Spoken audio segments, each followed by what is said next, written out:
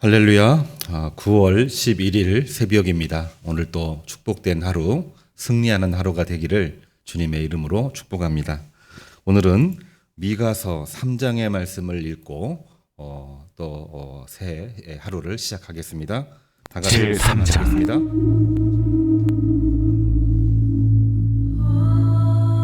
내가 또 이르노니 야곱의 우두머리들과 이스라엘 족속의 통치자들아 들으라.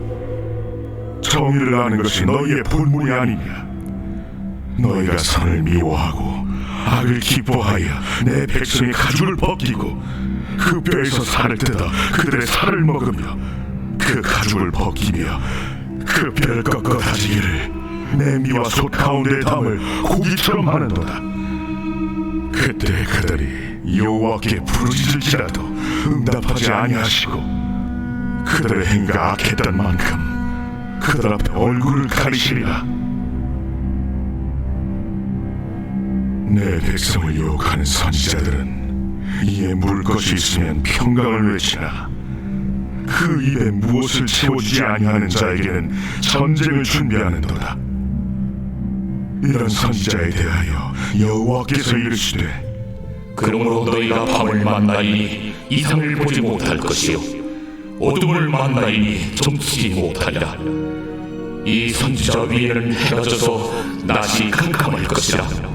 선견자가 부끄러워하며 출객이 수치를 당하여 다 입술을 가릴 것은 하나님이 응답하지 아니하신 거니와 오직 나는 여호와의 영으로 말미암아 능력과 정의와 용기로 충만해져서 야곱의 허물과 이스라엘의 죄를 그들에게 보이리라. 야곱 족속의 우두머리들과 이스라엘 족속의 통치자들 곧 정의를 미워하고 정직한 것을 굽게 하는 자들아, 원하노니 이 말을 들을지어다.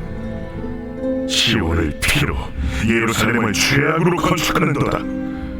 그들의 우두머리들은 뇌물을 위하여 재판하며 그들의 제사장은 삭슬 위하여 교훈하며 그들의 선지자는 돈을 위하여 점을 치면서도 여호와를 의뢰하여 이르기를 여호와께서 우리 중에 계시지 아니하냐. 재앙이 우리에게 임하지 아니하리라 하는도다.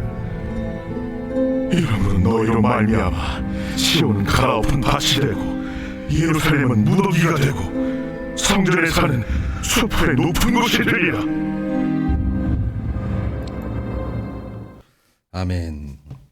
미가서 3장의 말씀을 우리가 읽었습니다.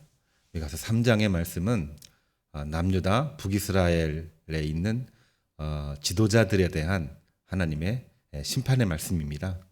1절을 보면은 내가 또 이르노니 야곱의 우두머리들과 이스라엘 족속의 통치자들아 들어라. 미가 1장과 2장은 북이스라엘 남유다 백성들을 향한 하나님의 심판의 말씀을 이제 우리가 읽었는데요. 3장에서는 그들을 지도하고 있는 고위층 지도자들, 특별히 종교 지도자들, 그들을 향한 하나님의 심판의 말씀이 오늘 주어지고 있습니다. 그들이 어떠한 일을 했느냐, 2절과 3절 그리고 7절까지 그들의 죄악상을 일일이 지적하고 있는 하나님의 말씀이죠. 내가 또 이르노니, 하나님이 미가 선지자를 통해서 그들에게 보여주신 말씀입니다. 2절을 보면은 너희가 선을 미워하고 악을 기뻐하며 내 백성의 가죽을 벗기고 그 뼈에서 살을 뜯어먹고 가죽을 벗기며 그 뼈를 꺾어 다지기를 냄비와 솥 가운데 담을 고기처럼 하는도다. 뭐 해서는 안 되는 일들을 하고 있고 백성들을 괴롭게 하고 힘들게 하고 또 그들의 것을 갈취하는 그러한 모습들이 지도자들 그리고 우두머리들에게 있다, 이렇게 이야기를 했습니다. 일반 정치 지도자들에 대한 말씀인데요. 그 당시 종교 지도자들에 대한 말씀도 집어넣고 있습니다. 5절을 보시면은 내 백성을 유혹하는 선지자들은 이에 물을 것이 있으면 평강을 외치나 그 입에 무엇을 채워주지 아니하는 자에게는 전쟁을 준비하는도다. 이런 선지자에 대해서 여호와께서 말씀하시기를 그들에게는 이상도 보지 못할 것이고 점치지도 못할 것이고 캄캄할 것이라. 하나님이 그들에게도 분명하게 심판을 하신다는 말씀입니다. 특별히 5절 말씀을 보면은 유혹하는 선지자들이 왜 유혹합니까? 선지자는 하나님의 말씀을 증거하는 사람인데 하나님 말씀을 증거하는 것이 아니라 자기의 사익을 위해서 말하고 행동하는 그런 의미에서 유혹하는 선지자들이라고 말하고 있습니다. 이에 물 것이 있으면 먹을 것이 있으면 그러니까 뇌물 같은 것이 이제 들어올 것 같으면은 평강을 외칩니다. 평안하다. 근데 먹을 것이 없으면 그 입에 무엇을 채워주지 아니하면 전쟁을 준비하는도다. 곧 전쟁이 난다. 이 나라 망한다. 뭐 이런 얘기를 해가면서 이제 백성들을 공포로 몰아넣고 거기에서 사특한 이익을 추구하려고 하는 그러한 거짓 예언자들에 대한 하나님의 심판의 말씀입니다. 북이스라엘은 그러한 선지자들이 워낙 많았고요. 남유다에도 그런 선지자들이 많이 있었죠. 그래서 북이스라엘도 패망하고 남유다도 패망했는데 뭐 그들의 모습을 이제 뭐라고 말씀을 하시느냐? 8절 말씀. 오직 나는 여호와의 영으로 말미암아 능력과 정의와 용기로 충만해져서 이제부터는 내가 너희들한테 보여줄 건데 뭐를 보여주느냐? 야곱의 허물과 이스라엘의 죄를 그들에게 보이리라. 그러니까 모든 이 그 종교 지도자들에 대한 민낯을 낱낱이 보여주리라. 그 말씀이 이제 8절에 나와 있습니다. 그리고 그들에게 말씀하시는 내용 9절이죠. 이 말을 들을지어다. 이제부터는 내가 어떻게 하느냐. 10절 시온을 피로 물들게 할 것이고 예루살렘을 죄악으로 건축하게 할 것이다. 그러니까 모든 이 죄에 대한 이 결과를 보여줄 것이다. 결국은 뭐 이 북이스라엘과 남유다도 전쟁으로 인해서 함락되고 패망하여 포로를 끌려가는 그러한 일들이 이제 벌어지게 되는 거죠. 특별히 그들의 우두머리 그들이 어떤 식으로 잘못된 메시지를 정하고 행악을 했는지 정말 우리가 눈여겨봐야 되는 내용인데요. 11절을 한번 보시기를 바랍니다. 그들의 우두머리들은 뇌물을 위하여 재판하고 뇌물 때문에 재판을 합니다. 그러니까 재판이 아주 이상하게 된 재판이 되는 거죠. 그들의 제사장은 삭슬 위해서 교훈하며 돈 받고 말씀을 전한다는 내용입니다. 그들의 선지자들은 돈을 위해서 점을 치면서 돈 받고 말씀을 전하는 일들에 익숙해져 있다는 얘기죠. 남유다, 북이스라엘 동일하게. 그러면서 그들이 말하기를 여호와께 의뢰하여 이르기를 여호와께서 우리 중에 계시지 아니하냐 재앙이 우리에게 임하지 아니하리라 하는도다. 뭐 북이스라엘 결코 망하지 않을 것이다. 하나님이 함께 하시기 때문에 그런 얘기를 하면서 정말 거짓된 메시지를 전했죠. 남유다 시절에도 마찬가지입니다. 예레미야가 이 남유다가 죄를 많이 져서 하나님이 심판하시겠다고 합니다. 우리 회개합시다. 이런 메시지를 전했을 때에 이 예레미야를 이제 핍박을 했던 그 당시 제사장 예레미야 20장을 보면은 바스훌이라고 나오고 있는데요. 바스훌이 예레미야를 감옥에 가두고 때리고 고문을 가하는 그러한 내용들이 기록이 되어 있습니다. 이 바스훌이 뭐라고 얘기하느냐? 이 남유다가 망한다고? 이 남유다에는 예루살렘 성전이 있고 성전 안에는 하나님이 계시는데 어찌 남유다가 망한다는 말이냐? 있을 수 없는 일이다. 오늘 여기 나와 있죠. 여호와께서 우리 중에 계시지 아니하냐? 재앙이 우리에게 임하지 아니하리라. 남유다는 결코 패망하지 않을 것이다. 바벨론이 아무리 강하다고 할지라도 패망하지 않을 것이다. 근데 그렇지 않았지요.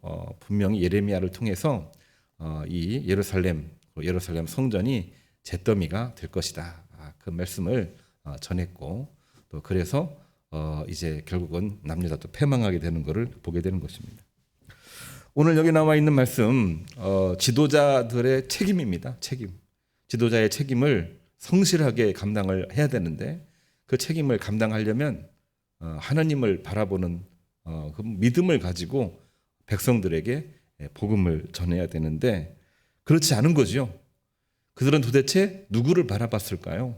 하나님을 바라본 것이 아니라 결국 자기 자신을 바라봤고 자기 자신의 이익을 바라보면서 그 일들을 했기 때문에 결국은 정말 하나님 앞에 책망을 받을 수밖에 없는 그러한 지도자들이었습니다. 만약에 그런 지도자가 있다고 한다면 나라도 망하고 가정도 망하고 모든 것이 다 무너지겠죠. 그런 의미에서 지도자의 책임은 더 클 수밖에 없는 것입니다. 오늘날 많은 분들이 책임과 권한을 얘기하면서 권한이 있는 만큼 책임도 크다. 그거는 누구에게나 다 동일하게 적용되는 말씀입니다만은 특별히 그 중에서도 지도자들에게 주어지는 책임은 훨씬 더 클 수밖에 없는 것입니다. 훨씬 더 클 수밖에 없습니다. 오늘 1절 말씀을 보시기를 바랍니다. 하나님이 미가를 통해서 하시는 말씀인데요. 왜 지도자의 책임이 클 수밖에 없는가? 1절입니다. 내가 또 이르노니 야곱의 우두머리들과 이스라엘 족속의 통치자들아 들으라. 정의를 아는 것이 너희의 본분이 아니냐. 너희들에게 책임이 더 클 수밖에 없는 이유는 너희들이 정의를 아는 사람들이기 때문에 또 그것을 수행할 어떤 본분, 책임 있는 사람들이기 때문에 너희들에게 더 큰 책임이 주어질 수밖에 없는 것이다. 그러한 말씀을 주시고 있는 것입니다. 오늘날 우리들에게도 지도자상들을 잘 봐야 됩니다. 얼마나 이 권한에 대비해서 책임이 더 중요한지 뿐만이 아니라 우리 가정 내에서도 이 가장의 책임이 굉장히 중요합니다. 교회도 마찬가지고 어느 공동체를 막론하고 지도자의 책임이 굉장히 막중합니다. 지도자가 하나님 앞에 올바로 선다고 한다면 그 공동체가 살아납니다. 그러나 지도자가 잘못된 길을 걸어가고 사익을 추구하게 되면 공동체는 무너질 수밖에 없는 것입니다. 오늘은 특별히 이 말씀을 묵상하시면서 우리 지도자들을 위해서 같이 기도했으면 좋겠습니다. 오늘 또 말씀으로 승리하시기를 주님의 이름으로 축복합니다. 주님 참으로 감사를 드립니다.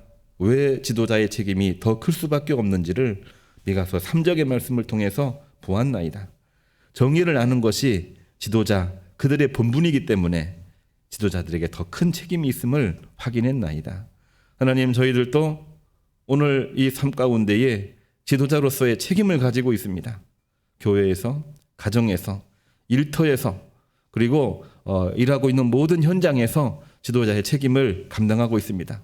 잘 감당할 수 있도록 복을 내려주시고 어려운 시기에 혼란의 시기에 정말 앞길이 캄캄한 이 장애가 있는 그러한 시기에 지도자의 책임을 잘 발휘해서 하나님께 칭찬받고 쓰임받는 주의 종들로 인도하여 주옵소서. 예수님의 이름으로 기도합니다. 아멘. 이제는 우리 주 예수 그리스도의 은혜와 하나님의 사랑과 성령의 감동하심이 오늘 말씀 읽고 하루를 출발하는 주의 종들 머리머리 위에 특별히 주신 말씀 지도자의 책임을 가슴에 품고 오늘 하루 살기로 또 믿음으로 승리하기로 다짐하고 출발하는 우리 모든 교우들 머리머리 위에 이제로부터 영원까지 함께 하기를 간절히 축복합니다. 아멘. 오늘 주신 말씀 가지고 기도하겠습니다. 지도자들을 위해서 기도하고 각 가정에 우리 책임 있는 우리 부모님들을 위해서도 기도해 주시고 이 나라 이민족 모든 지도자들을 위해서 다 같이 기도해 주시기를 바랍니다. 다 온전한 사람이 되기는 어렵지만 그러나 책임감을 가지고 살아가는 것이 참 중요합니다. 위에서 우리 기도해 주시기를 바라고요. 또 교회로부터 외국인 유학생들 코로나19 소멸 그리고 열심히 헌신하고 있는 모든 의료진들 또 우리 공무원들 위해서 같이 기도해 주시기를 바랍니다. 주여 3번 부르시고 기도하시겠습니다. 주여 주여 주여